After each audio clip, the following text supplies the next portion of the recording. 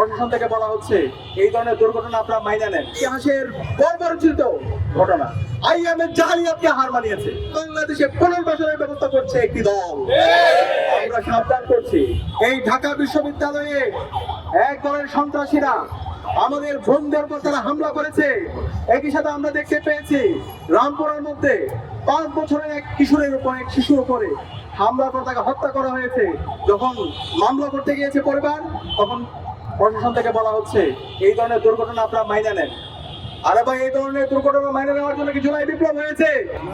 এত রক্তের মাধ্যমে যদি আমরা সেই ফেসিবাদী বয়ান শুনতে হয়, তাহলে আমরা ছাত্র সমাজ বেঁচে থাকতে আমরা এই ধরনের ফেসিবাদ বাংলাদেশে কায়েম হতে দেব না।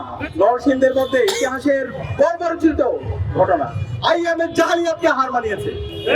আমাদের এক বোনকে, এক কিশোরকে, 15 বছর বয়সী কিশোর, তাকে গণধর্ষণ করা হয়েছে।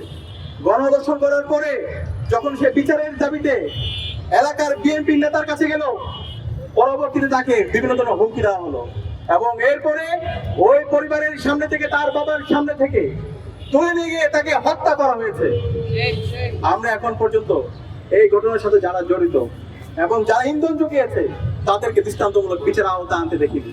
একই সাথে আমরা দেখতে পেয়েছি হাজারিবাগে এক শিশুকে হত্যা করা হয়েছে এবং গাইবান্ধা থেকে শুরু করে বাংলাদেশের বিভিন্ন প্রান্তে আজকে মবের মাধ্যমে নাগরিকদের অধিকার হরণ করা হচ্ছে এবং জুলাইয়ের যারা বিপ্লবী আছে তাদেরকে হত্যাযজ্ঞ করা হচ্ছে। এবং এই খুনি হাসিনা যে গত 16 বছরে বাংলাদেশে ফেসিবাদ কায়েম করেছে, আইনাগরের মাধ্যমে বাংলাদেশকে একটা অকার্যকর রাষ্ট্রে পরিণত করেছে এবং এই জুলাই বিপ্লব আমাদের 2000 ভাই বোনকে শহীদ করেছে। এই খুনি হাসিনা এবং তার দূষণদেরকে আবার বাংলাদেশে পুনর্বাসনের ব্যবস্থা করছে একটি দল।